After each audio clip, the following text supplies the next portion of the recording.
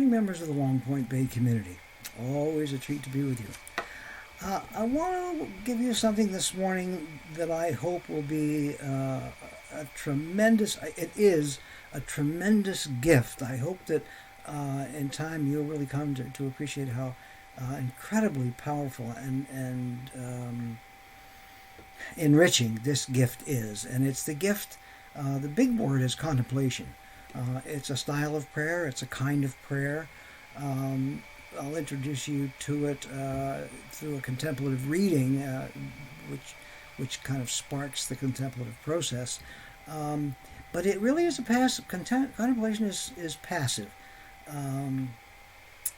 Is it completely passive? No. This is contemplation using a text from Scripture, and so I'm going to read it. So, in the sense that I'm reading it, I'm not totally passive. Ideally, it would be somebody else reading, and I could simply listen.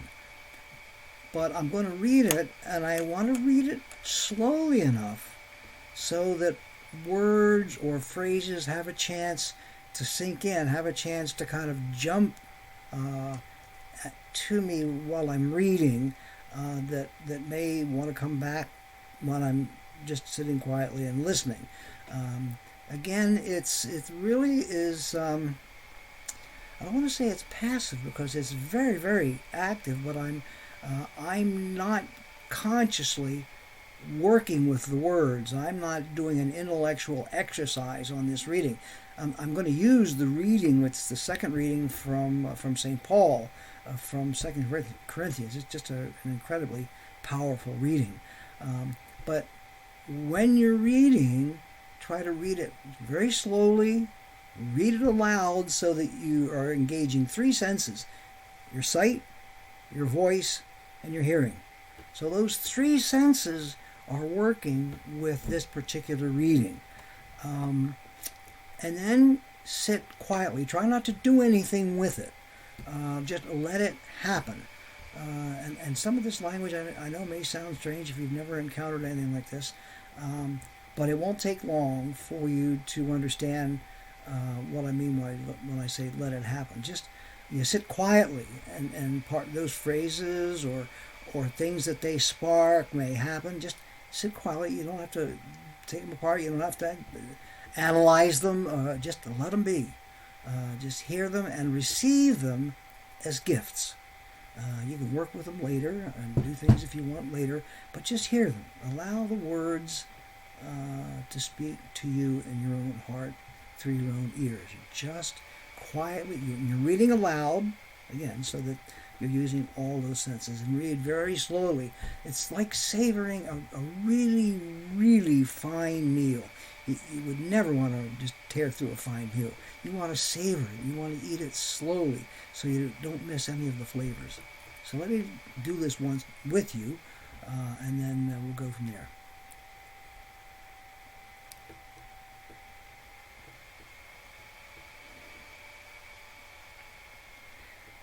If I speak in the tongues of mortals and of angels, but do not have love,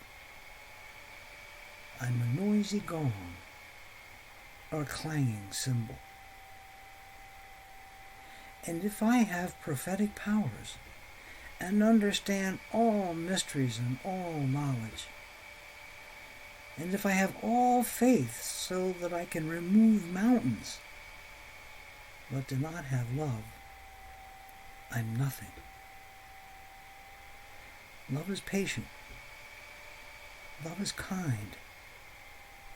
Love is not envious or boastful or arrogant or rude. It doesn't insist on its own way. It is not irritable or resentful.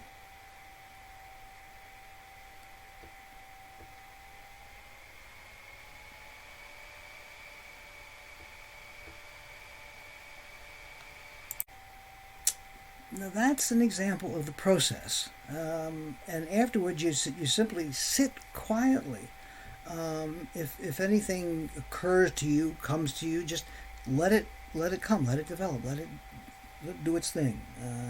You're as passive as you can be. it's trying not to think, not to overthink, but just receiving what is sparked by the hearing, sparked by the words, and how it touches your heart, how it touches your past or your present, and just being with that. It's allowing God to work in your being through the words of Scripture. In this case, by and large, I always use Scripture.